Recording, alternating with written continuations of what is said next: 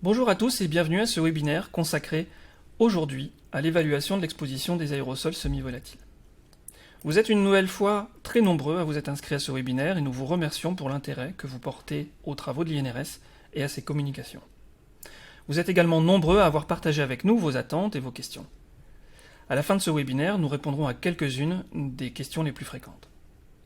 Ce webinaire sera présenté à deux voix. Sophie Thomaz et moi-même, Benjamin Sutter. Nous sommes tous deux responsables d'études au sein de l'INRS.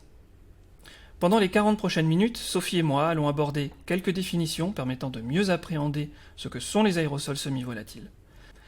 Nous présenterons les effets de ce type de polluants sur la santé, pourquoi sont-ils si difficiles à identifier et prélever, quelles sont les solutions actuelles validées pour le prélèvement, et enfin, nous vous présenterons les développements en cours concernant les nouveaux dispositifs de prélèvement. Après avoir tiré les points majeurs des éléments présentés, nous répondrons à vos questions et vous donnerons des liens vers des supports utiles pour continuer à traiter le sujet. Commençons à présent par définir les éléments essentiels à la bonne compréhension du sujet. Nous allons aborder la notion de volatilité, de semi-volatilité et d'aérosol. Les notions de volatilité et de semi-volatilité sont toutes relatives, comme nous allons le voir ensemble dans la suite de ce webinaire. Pour mesurer la volatilité d'un agent chimique, il est courant d'utiliser la température d'ébullition de cet agent, notée TEB dans la suite de cette présentation. Exprimée en degrés Celsius ou en Kelvin, elle est indirectement liée à la volatilité, car elle fait état d'un changement massif de phase, de la phase liquide à la phase gazeuse, à une température et une pression particulière qui est généralement la pression atmosphérique. Il est plus adéquat d'évaluer la volatilité d'un agent chimique à l'aide de sa pression de vapeur saturante, notée PVS, dans la suite de cette présentation, et qui est déterminée pour une température ambiante particulière. La mesure de la pression de vapeur saturante peut être illustrée ainsi. Dans un volume isolé de l'environnement extérieur, on place l'agent chimique liquide qui est étudié, et le volume est ensuite hermétiquement fermé.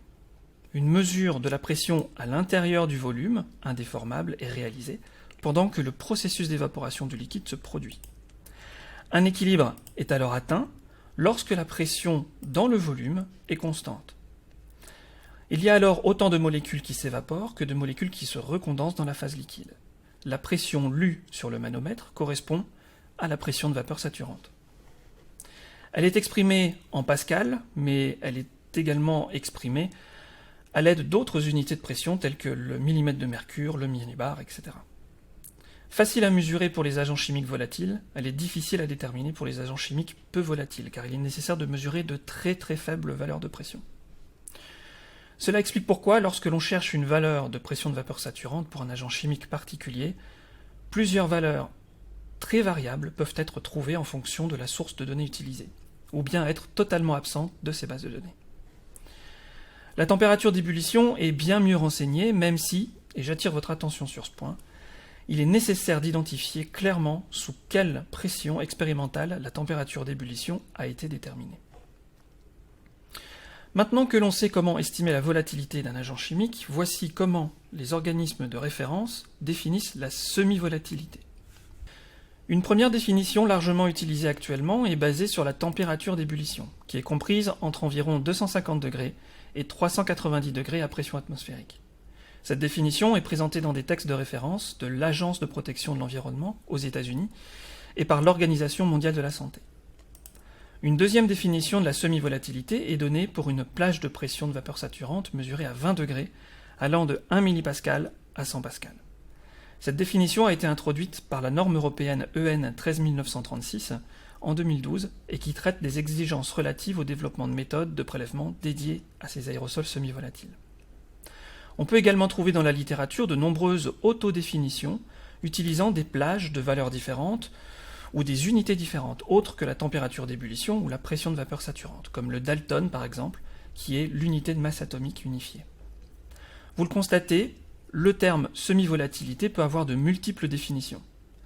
Nous recommandons l'utilisation de la pression de vapeur saturante en premier lieu, si la valeur existe, dans les bases de données d'agents chimiques, et à défaut, de l'utilisation de la température d'ébullition. À ce jour, la semi-volatilité est donc définie par deux référentiels, l'un utilisant la température d'ébullition et l'autre utilisant la pression de vapeur saturante. On retrouve les agents chimiques non volatiles au-delà de cette échelle, les agents chimiques semi-volatiles entre les bornes de température d'ébullition et de pression de vapeur saturante indiquées ici, et aux antipodes, les agents chimiques volatiles. À titre d'exemple, voici quelques composés placés sur cette échelle de volatilité. L'anthracène, tout d'abord, est un bon exemple de composé pour lequel il existe plusieurs valeurs disparates de pression de vapeur saturante. Néanmoins, au regard de la plage couverte par ces valeurs, on peut raisonnablement penser qu'il se situe dans la zone de semi-volatilité. Le xylène possède également plusieurs valeurs de pression de vapeur saturante, mais toutes supérieures à 100 pascal. Il est donc un composé volatile. Enfin, pour vous donner des points de comparaison, voici l'eau et l'acétone qui se situent bien au-delà de la zone de semi-volatilité. Maintenant que nous en savons plus sur la définition de la semi-volatilité, parlons de celle de l'aérosol. Lorsque l'on parle aérosol, une image nous vient tous en tête, issue de notre propre expérience domestique, la bombe aérosol. Dans ce webinaire, le terme aérosol ne désigne pas l'objet pressurisé contenant le liquide à pulvériser, mais désigne ce nuage constitué d'un mélange de particules et de gaz. De façon plus précise, un aérosol désigne des particules en suspension dans l'air, ainsi que le mélange de gaz et de vapeur dans lequel elles sont en suspension. Les particules peuvent être ou non en équilibre avec leur propre vapeur. Il a été admis que les particules dont la vitesse de chute en air calme est inférieure à 25 cm par seconde sont des aérosols. Cela se traduit par une limite supérieure de diamètre aérodynamique de particules de 100 micromètres, pour une particule de densité égale à celle de l'eau. Toutes les particules émises dans l'air et dont le diamètre aérodynamique est inférieur à 100 micromètres constitueront l'aérosol. Intéressons-nous maintenant au mode de génération de ces aérosols semi-volatiles. Les aérosols semi-volatiles sont générés dans l'air des lieux de travail selon 3 modes. Tout d'abord, la nébulisation, avec l'utilisation de jets, de bus de pulvérisation par lequel les agents chimiques semi-volatiles à l'état pur ou en mélange sont dispersés dans les zones à traiter. Le traitement phytosanitaire est un exemple parmi d'autres de ce mode de génération. Les aérosols semi-volatiles peuvent également être générés depuis des procédés chauds, au-delà de 50 degrés, où des agents chimiques peuvent être volatilisés d'abord, puis recondensés lorsque leur environnement refroidit. Cette recondensation forme des aérosols semi-volatiles. Les fumées de bitume ou les gaz d'échappement sont aussi 2 exemples parmi d'autres de ce mode de génération. Enfin, il existe des situations de travail où les 2 premiers modes sont réunis. On parle alors de génération mixte d'aérosols semi-volatiles. L'exemple le plus parlant est celui des fluides de coupe, où dans certaines configurations de machines-outils, une buse vient projeter le fluide sur la pièce à usiner et l'outil, générant ainsi un aérosol par nébulisation. Par ailleurs, la chaleur produite par l'outil au contact du métal à usiner évapore une partie du fluide qui subit alors le processus d'évapocondensation décrit plus tôt. Je laisse maintenant la parole à Sophie qui va vous présenter les effets de ces aérosols sur la santé. Merci Benjamin et bonjour à tous. Effectivement, maintenant je vais vous présenter l'exposition des salariés aux aérosols semi-volatiles et l'implication que cela peut avoir pour la santé du salarié. Il existe 3 voies d'exposition à ces aérosols. La première, le contact cutané peut se faire soit directement à travers le dépôt des aérosols sur la peau, soit à travers le contact avec des surfaces contaminées. La deuxième voie d'exposition est l'ingestion. C'est une voie d'exposition dite indirecte, puisqu'elle se fait souvent à travers le transfert main contaminée vers la bouche. Et la dernière voie d'exposition est l'inhalation directe de ces aérosols semi-volatiles. Si l'on considère ces 3 voies d'exposition, on pourra avoir des effets sur la santé qui seront différents. Par exemple, une exposition à travers le contact cutané pourra conduire au développement de dermatite, alors qu'une exposition à travers l'inhalation pourra conduire au développement de pathologies respiratoires. Si l'on regarde maintenant un peu plus dans le détail l'inhalation des aérosols semi-volatiles, on va se rendre compte que la pénétration de ces aérosols dans les voies respiratoires sera différente selon si on regarde les particules ou les gaz. Dans le cas des particules, cette pénétration va dépendre de leur diamètre. Pour mieux comprendre à quel diamètre de particules les salariés vont pouvoir être exposés dans les lieux de travail, je vous laisse chacun prendre un cheveu et regarder celui-ci. Le diamètre d'un cheveu moyen est entre 50 et 70 micromètres. Il existe dans les lieux de travail des particules qui ont le même diamètre qu'un cheveu. Ces particules pourront en partie pénétrer dans les voies respiratoires. Il existe aussi des particules qui seront 10, 100 ou même 10 000 fois plus petites que le diamètre d'un cheveu. Comme vous le voyez, la gamme de diamètre de particules est très large, ce qui va conduire à une pénétration dans les voies respiratoires qui sera extrêmement différente. On va alors définir une efficacité de pénétration en pourcentage, allant de 0 à 100%, pour différents diamètres aérodynamiques. La norme européenne EN 480, qui a été définie en 1993, définit 3 fractions conventionnelles. Une première fraction que l'on peut citer est la fraction inhalable. C'est la probabilité pour une particule de rentrer dans les voies respiratoires à travers le nez et la bouche et d'atteindre chaque partie de ces voies respiratoires à partir des voies supérieures jusqu'au poumon profond. Comme vous le voyez, pour les toutes petites particules, l'efficacité de pénétration est de 100% et celle-ci va diminuer pour une particule de 100 micromètres. À l'intérieur de cette fraction inhalable, on va retrouver 2 autres fractions. La fraction thoracique, qui concerne les particules qui vont pouvoir aller au-delà du larynx. Donc comme vous le voyez, les particules les plus grosses ne pourront pas atteindre les voies respiratoires au-delà du larynx. Et la troisième fraction est la fraction alvéolaire, qui concerne cette fois les particules capables d'atteindre le poumon profond, comme les alvéoles ou les bronchioles. Dans le cas des gaz, la pénétration de ceux-ci se fait intégralement dans l'arbre respiratoire. Leur transfert vers les muqueuses va notamment dépendre de leurs propriétés chimiques. Les propriétés chimiques des molécules présentes dans les aérosols semi-volatiles vont avoir une influence sur leur toxicité. Vous avez ici des grandes familles de produits chimiques données en exemple, comme les retardateurs de flamme, les phtalates, les pesticides, les hydrocarbures aromatiques polycycliques. Dans ces grandes familles de molécules, vous allez pouvoir retrouver des molécules qui sont des composés semi-volatiles, c'est-à-dire qui seront présents à la fois en phase gazeuse mais aussi en phase particulaire. Et dans ces grandes familles, on va aussi pouvoir retrouver des molécules qui sont connues pour leurs propriétés toxiques. Par exemple, le triphénylphosphate, qui est un retardateur de flamme, est aussi reconnu comme étant perturbateur endocrinien. Le chrysène, qui est un hydrocarbure aromatique polycyclique, est supposé cancérigène pour l'homme, classé en catégorie 1B. Pour évaluer les effets sur la santé de ces aérosols semi-volatiles, il faut donc prendre plusieurs paramètres en compte: les propriétés chimiques de ces aérosols, leurs propriétés physiques, leur toxicité, les voies d'exposition et la dose à laquelle le salarié va être exposé.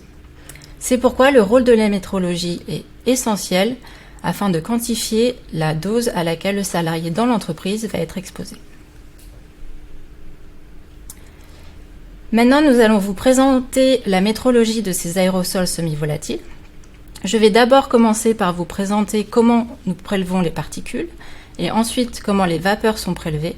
Et Benjamin rentrera dans le cœur du sujet du prélèvement des aérosols semi-volatiles par la suite. Donc les particules sont prélevées en captant celles-ci en faisant passer de l'air à travers un dispositif en utilisant une pompe. Et celles-ci sont collectées sur un support qui est souvent un filtre. Ce filtre est ensuite récupéré et souvent une analyse par gravimétrie est réalisée ou des analyses physico-chimiques. Il est important de noter que tous les dispositifs présents dans le commerce ne prélèvent pas forcément la même fraction de particules. Donc il est très important de savoir quelle fraction conventionnelle nous devons prélever pour savoir quel dispositif utiliser. Il est aussi essentiel d'utiliser les dispositifs de prélèvement au débit recommandé. Une petite différence dans le débit de prélèvement utilisé entraînera une variation sur le diamètre des particules prélevées. Pour le prélèvement des gaz, il existe différentes manières de les prélever. Et ici, je vous en présente uniquement 2. De la même manière que pour les particules, nous allons faire passer de l'air à travers un dispositif en utilisant une pompe. Nous pouvons faire passer les vapeurs dans un liquide et ce liquide va absorber les vapeurs à l'intérieur de celui-ci. Cette méthode de prélèvement est une méthode qui a été largement utilisée dans le passé, mais qui est aujourd'hui de plus en plus rare. Une deuxième méthode de prélèvement des vapeurs, c'est de faire passer celle-ci à travers un solide. Et ce phénomène s'appelle l'adsorption. C'est aujourd'hui une des méthodes les plus utilisées.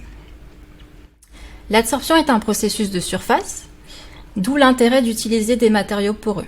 En effet, les matériaux poreux permettent d'avoir une très grande surface d'échange entre le solide et le gaz, avec une toute petite quantité de matériaux poreux utilisés. Il existe différents adsorbants qui peuvent être utilisés avec des propriétés physico-chimiques variées. Ici, je vous donne l'exemple du charbon actif ou de la mousse en polyuréthane qui sont aussi largement utilisés. Il est important de noter que les molécules peuvent migrer au cours du prélèvement, et c'est ce qu'on appelle le claquage ou le perçage. En effet, en faisant passer de l'air à travers un tube de charbon actif, par exemple, les molécules prélevées en tête de celui-ci peuvent migrer à travers celui-ci et ensuite sortir du dispositif de prélèvement. Il est donc essentiel de quantifier ce claquage ou ce perçage, puisque ce claquage peut conduire à une sous-estimation de l'exposition du salarié aux vapeurs. Il existe alors dans de nombreux dispositifs une plage dite échantillon et une plage dite plage de garde.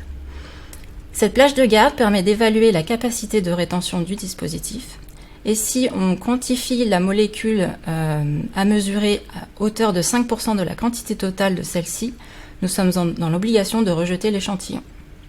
Je vais maintenant passer la main à Benjamin qui va vous expliquer les particularités du prélèvement des aérosols semi-volatiles. Merci Sophie.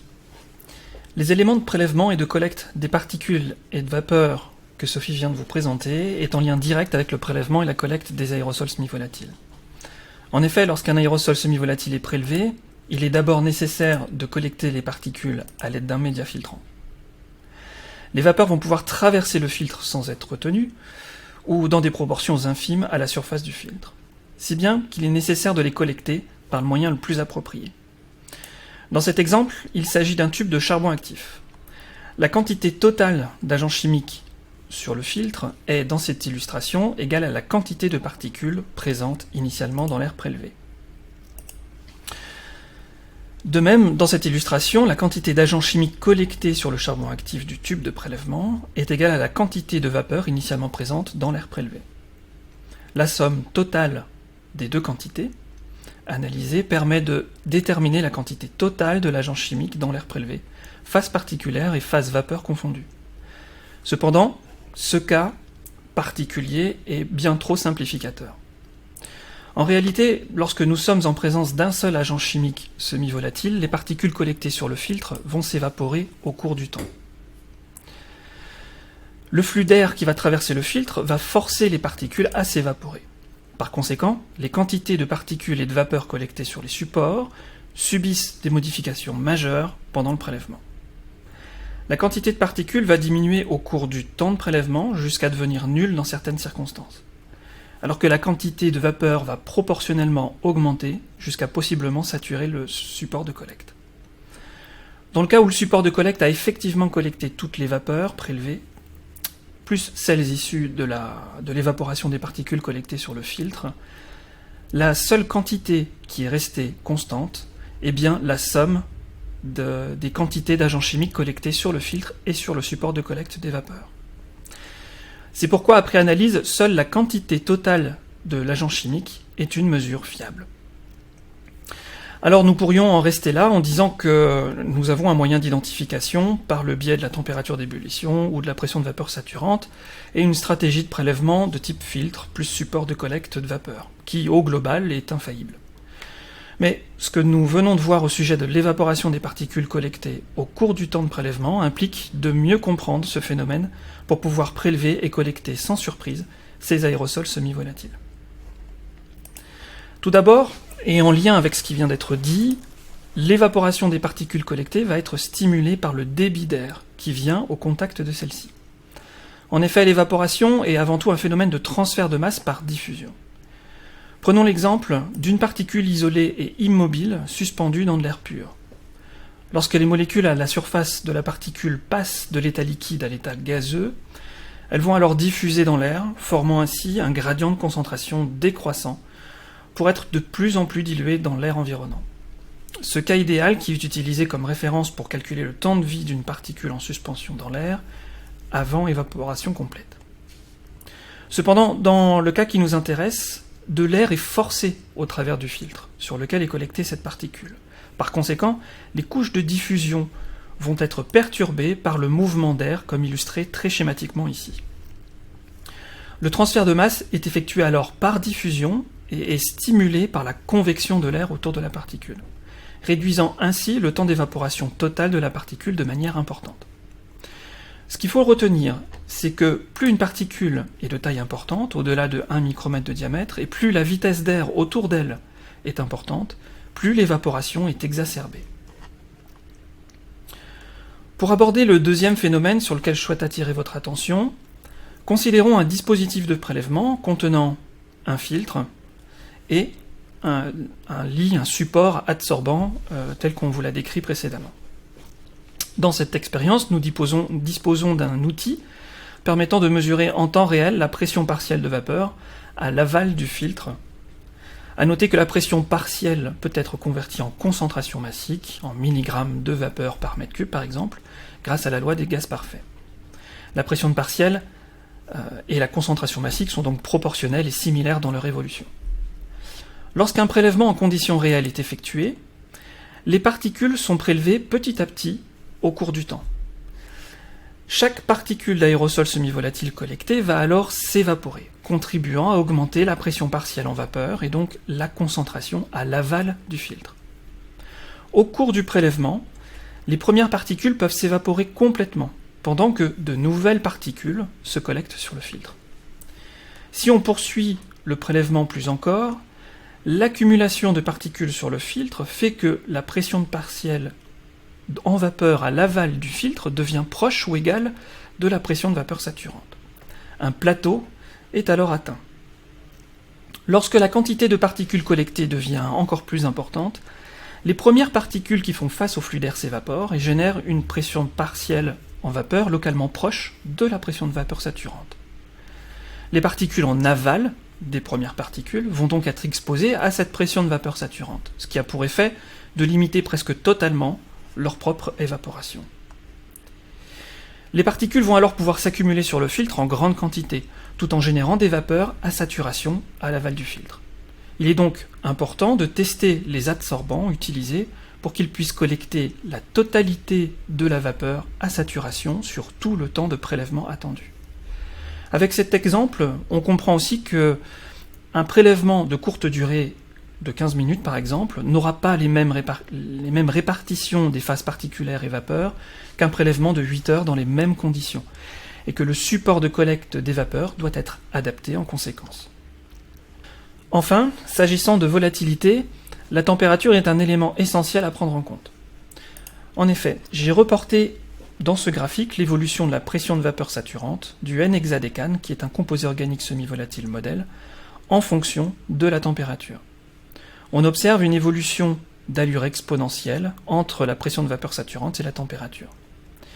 Ainsi, pour une augmentation de 5 degrés des conditions environnementales, la pression de vapeur saturante va augmenter d'un facteur 1,7 en moyenne. Pour des températures faibles, il est possible que certains agents chimiques soient très faiblement volatiles et que la très grande majorité de sa masse soit collectée sur le filtre.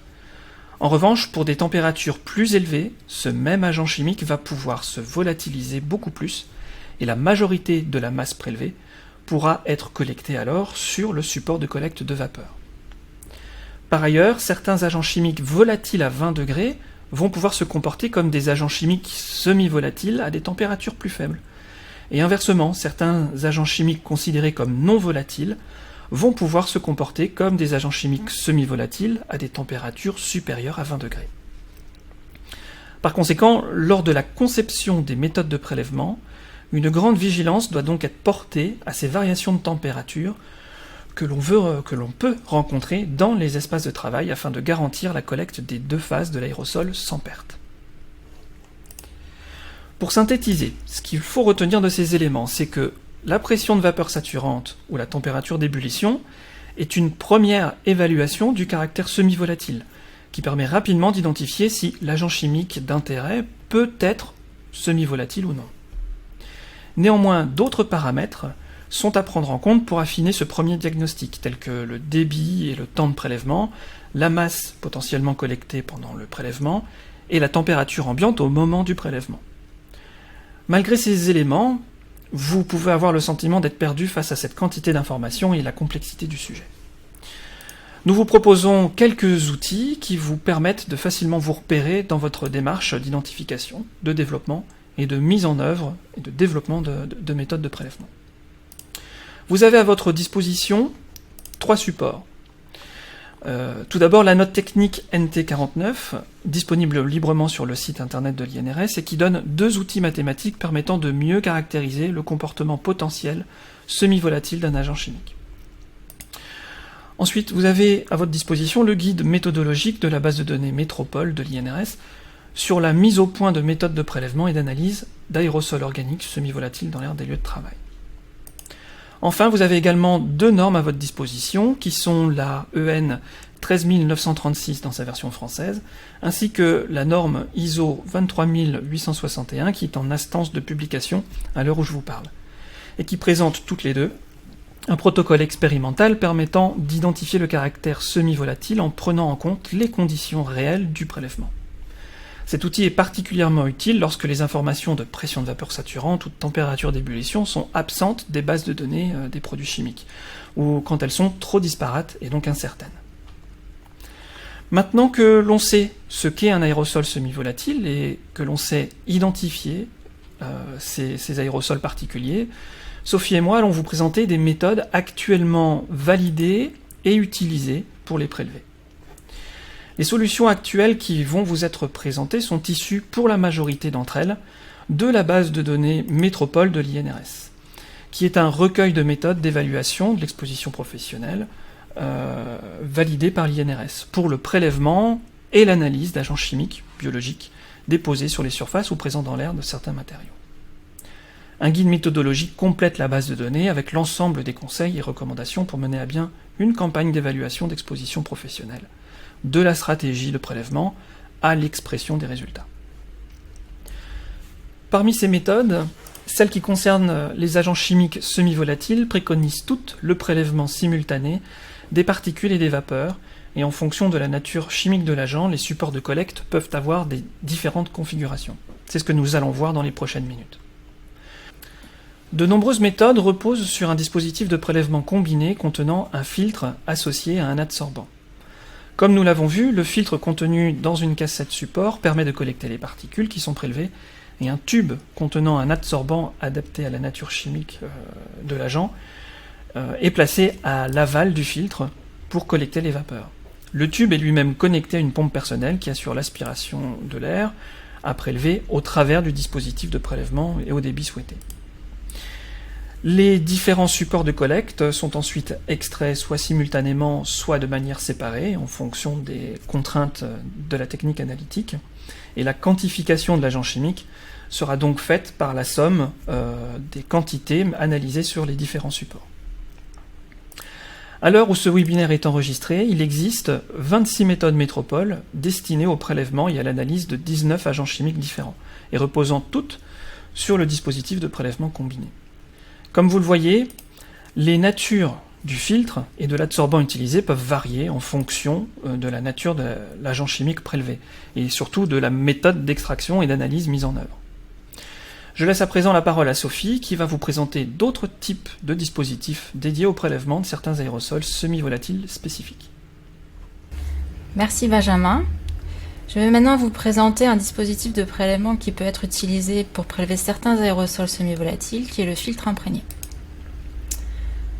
Ce dispositif de prélèvement utilisé consiste en l'utilisation unique d'un filtre pour collecter les particules, et ce filtre va être imprégné avec une molécule réactive afin de piéger les molécules par réaction chimique, ce qui est appelé la dérivation, pour piéger en même temps les particules et les gaz.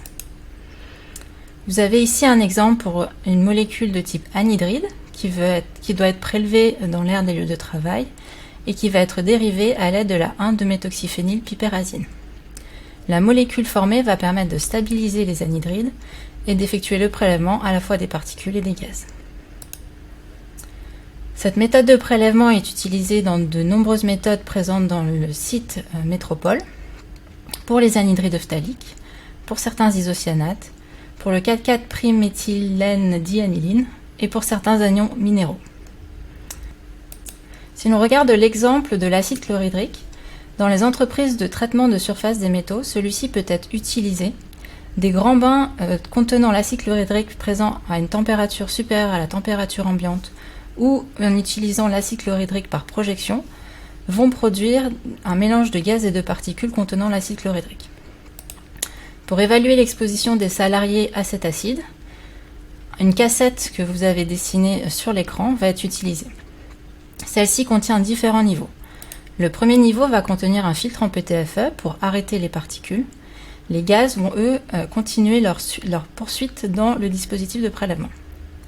Les gaz vont alors rencontrer deux filtres imprégnés en carbonate de sodium qui vont permettre de stabiliser l'acide chlorhydrique et de le prélever.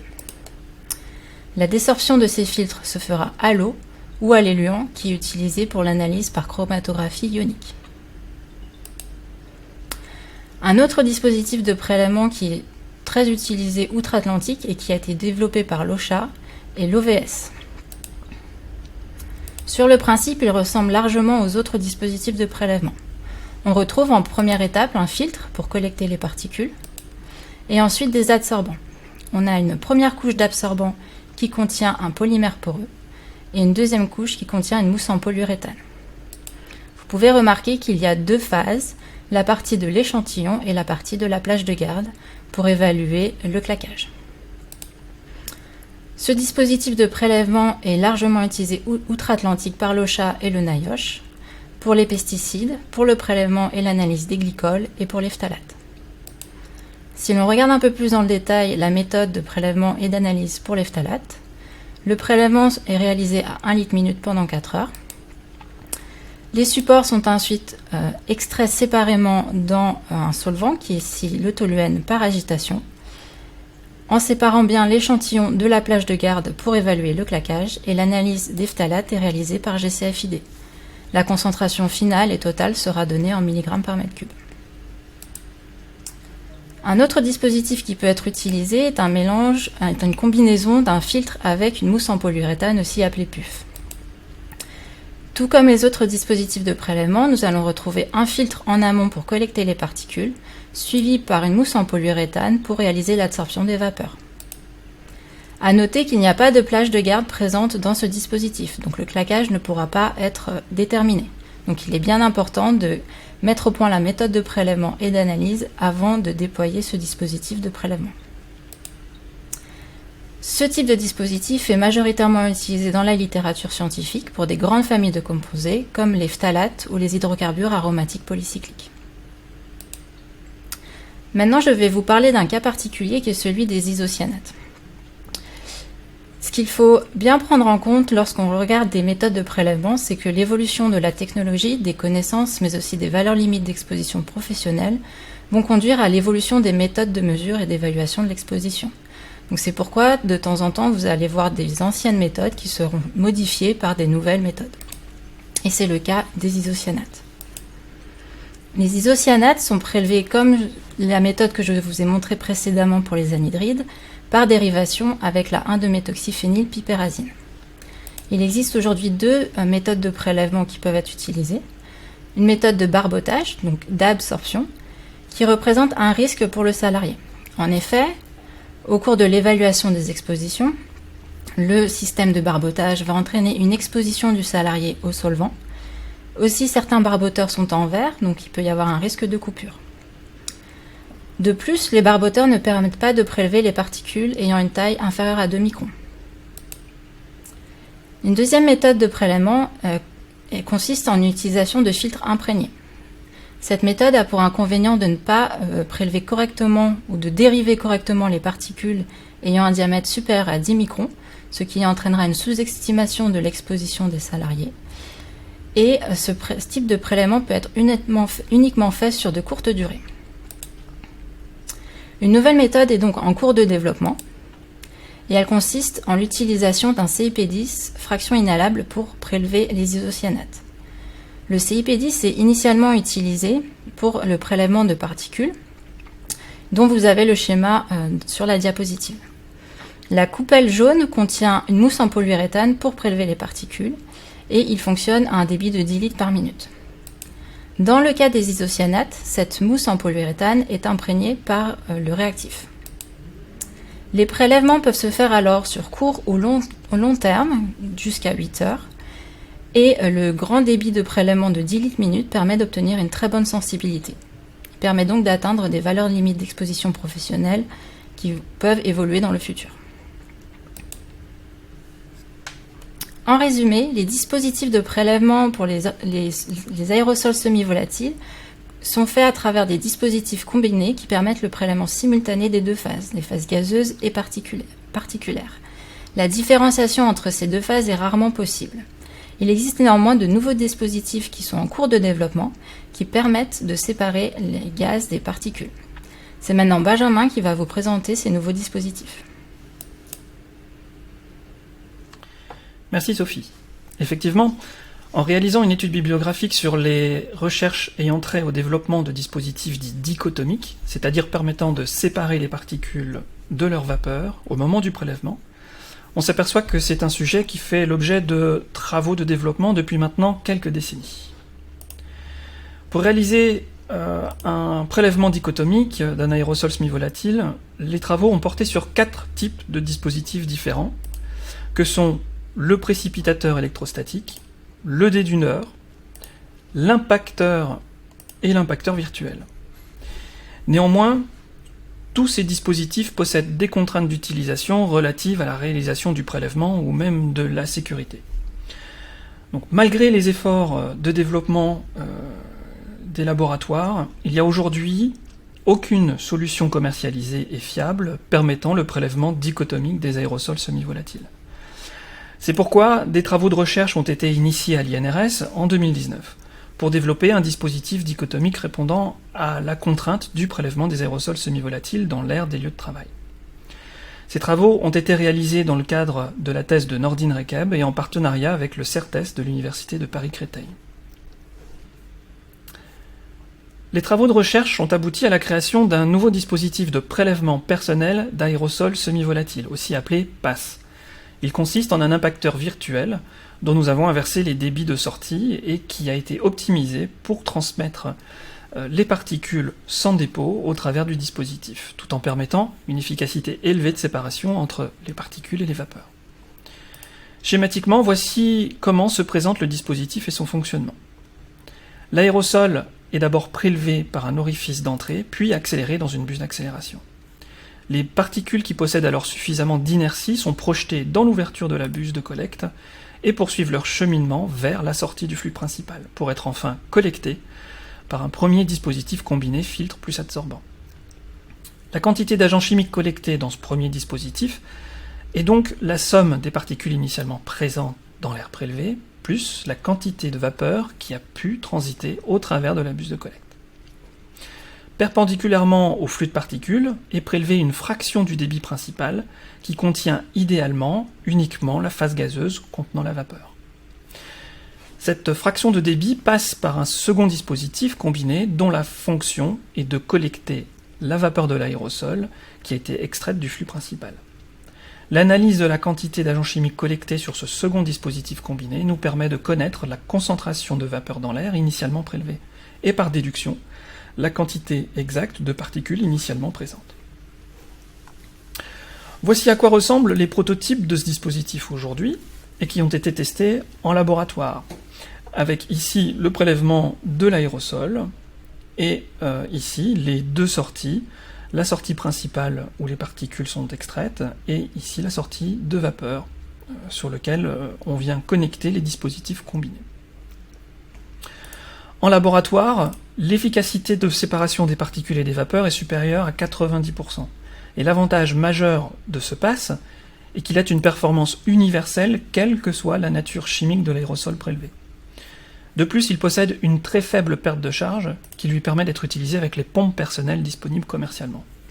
Par ailleurs, une attention particulière a été portée pour que le PAS soit de faible encombrement, pour qu'il puisse être utilisé avec des supports de collecte conventionnels disponibles commercialement, et qu'il soit facile d'utilisation et d'entretien. Ce dispositif doit encore être évalué en conditions réelles dans des environnements de travail pour pouvoir être mis à disposition des utilisateurs. Il est à présent temps de résumer les notions abordées jusqu'à présent et de conclure.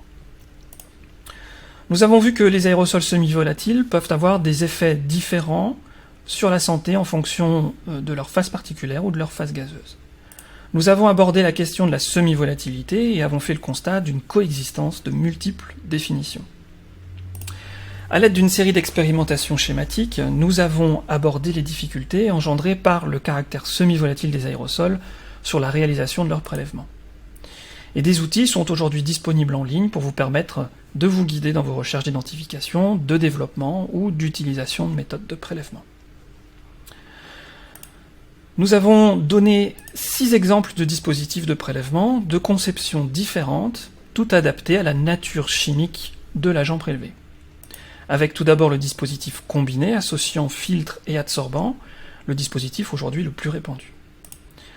Le dispositif de filtre imprégné, le dispositif combinant plusieurs filtres dont certains imprégnés, le tube OVS, le dispositif associant un filtre et une mousse adsorbante, et enfin, un CIP10 contenant une mousse fonctionnalisée. Nous avons aussi abordé un nouveau dispositif qui est en cours de développement à l'INRS pour permettre la mesure séparée, dichotomique, des particules et des vapeurs d'un aérosol semi-volatile. Donc pour conclure, il est important de retenir que l'identification du caractère semi-volatile d'un agent chimique est une étape importante qui peut être difficile du fait de données absentes ou disparates. Il existe à présent des outils permettant de faciliter cette identification. Et de nouvelles méthodes de prélèvement et d'analyse concernant les composés semi-volatiles sont régulièrement publiées dans la base de données Métropole. N'hésitez pas à la consulter régulièrement. Enfin, si les essais en situation réelle sont concluants, un dispositif de prélèvement dichotomique sera mis à votre disposition pour réaliser des prélèvements permettant de mieux évaluer l'exposition des travailleurs à ces aérosols semi-volatiles. En complément de ce webinaire centré sur les aspects métrologiques des aérosols semi-volatiles, nous vous informons qu'une journée technique est organisée par l'INRS le 8 décembre 2022 à Paris sur cette thématique, avec une douzaine de conférences présentées par des spécialistes de différents domaines et couvrant les aspects réglementaires, les effets sur la santé, les sources, les procédés d'épuration, la métrologie et les exemples concrets de démarches de prévention. Les inscriptions sont ouvertes à l'adresse indiquée, n'hésitez surtout pas à vous inscrire à la fin de ce webinaire. Avant de nous quitter, nous allons tenter de répondre à certaines de vos questions.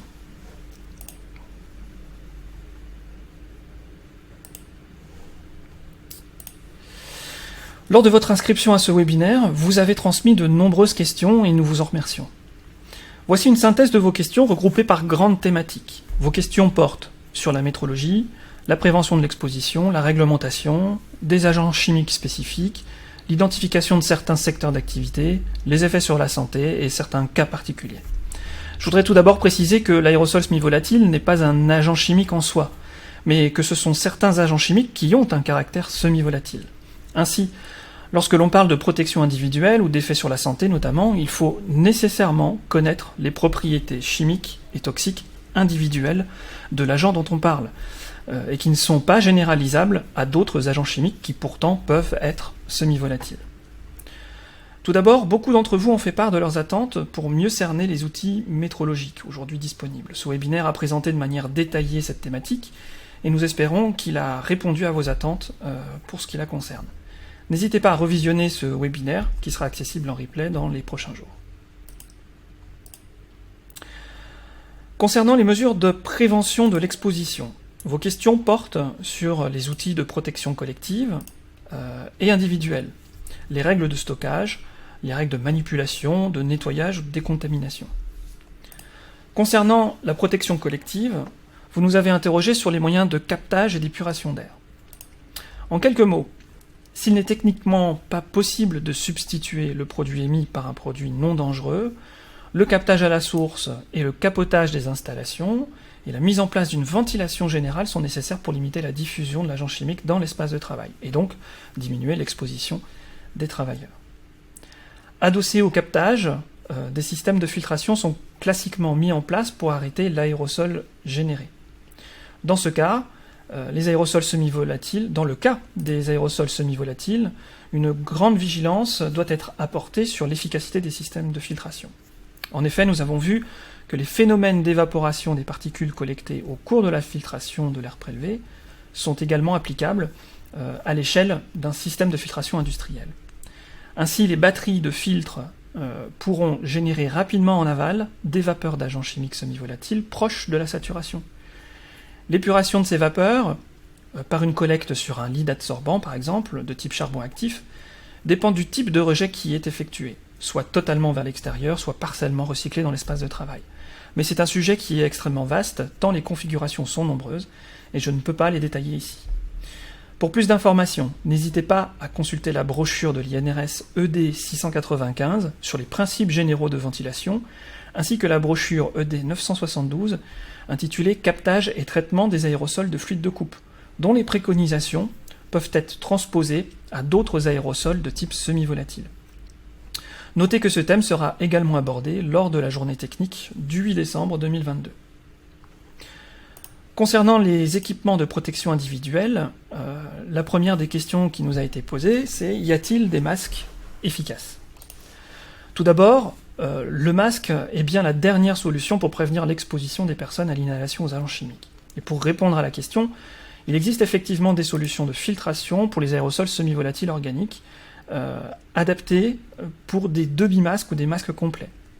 Il est alors nécessaire d'utiliser des cartouches composées d'un élément filtrant de particules d'aérosol associé en série à un filtre à gaz et vapeur organique dont le point d'ébullition est supérieur à 65 degrés. Un point de vigilance à noter quant à l'utilisation de ces masques. Du fait de la collecte des particules sur le filtre à particules, celles-ci vont pouvoir s'évaporer même lorsque le masque n'est pas utilisé, et ainsi générer des vapeurs qui vont pouvoir se collecter passivement par diffusion sur le filtre à gaz et vapeur, modifiant ainsi sa durée de vie de manière incertaine. On peut donc légitimement se poser la question de leur réutilisation. La brochure ED 6106 de l'INRS sur les appareils de protection respiratoire vous permettra d'approfondir le sujet.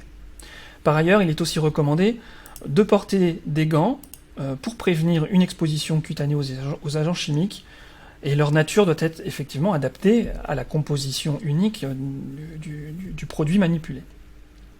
Le port de vêtements de protection est également utile pour limiter l'exposition cutanée, mais à condition d'en changer ou de les nettoyer très régulièrement. En ce qui concerne la partie prévention et réglementation, il n'existe pas de réglementation spécifique aux aérosols semi-volatiles. Néanmoins, l'employeur est tenu par ses obligations relatives à la prévention des risques chimiques.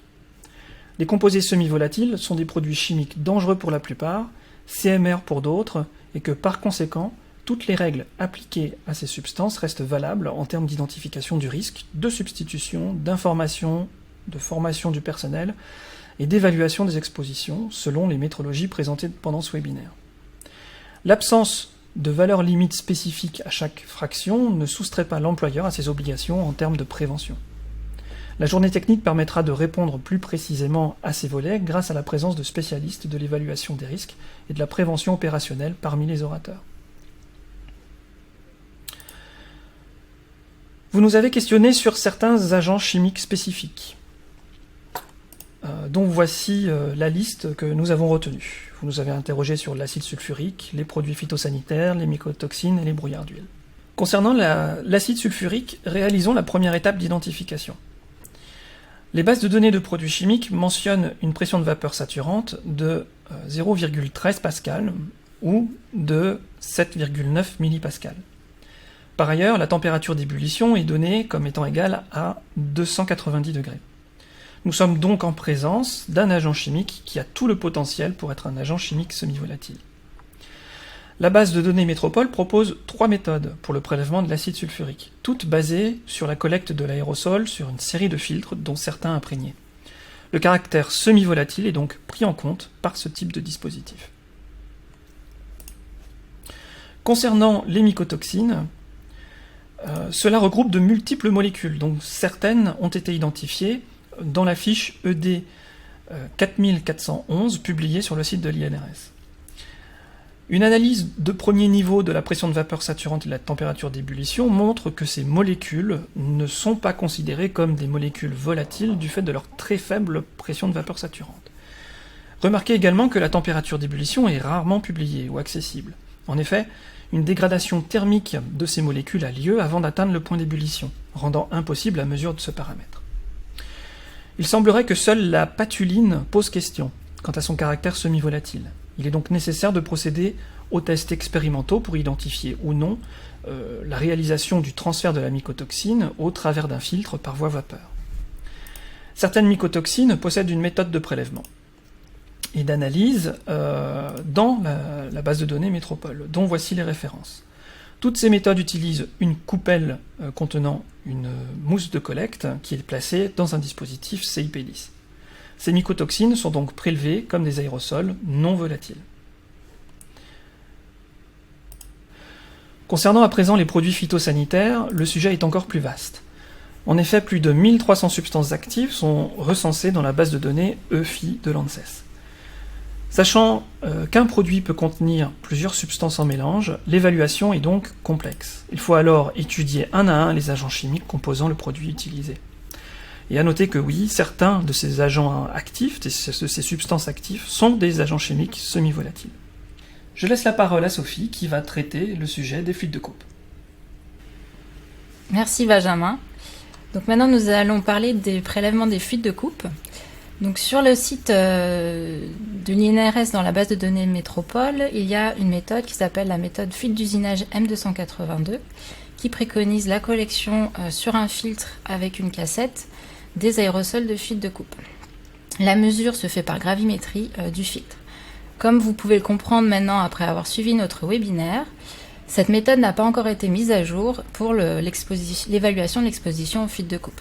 Une méthode en cours de développement et à venir va consister en l'utilisation d'un dispositif combiné pour le prélèvement et l'évaluation des expositions à ces fuites de coupe. Cette méthode sera par la suite publiée dans la base de données Métropole. Nous avons aussi eu des questions à propos des secteurs d'activité. Il est important de noter que ces aérosols semi-volatiles sont ubiquistes, donc présents dans de nombreux secteurs d'activité. Nous avons eu aussi des questions sur les effets sur la santé de ces aérosols semi-volatiles, sur les risques pour la santé et les effets, les incidences sur les poumons, les affections respiratoires, etc. Comme vous l'avez vu pendant le webinaire, les effets sur la santé vont dépendre notamment des voies d'exposition, de la dose à laquelle le salarié va être exposé, mais aussi de la toxicité des molécules composant cet aérosol semi-volatile. L'INRS a sur son site des publications de fiches toxicologiques qui peuvent vous aider à identifier la toxicité de ces molécules. Je vous invite donc à aller les consulter. Nous avions aussi des questions à propos de la biométrologie, de l'exposition de ces aérosols à ces aérosols semi-volatiles. Il existe dans la base de données Biotox, qui est présente sur le site de l'INRS, des méthodes de mesure en biométrologie pour certaines substances qui sont des substances semi-volatiles. Je vous invite donc aussi à aller regarder cette base de données.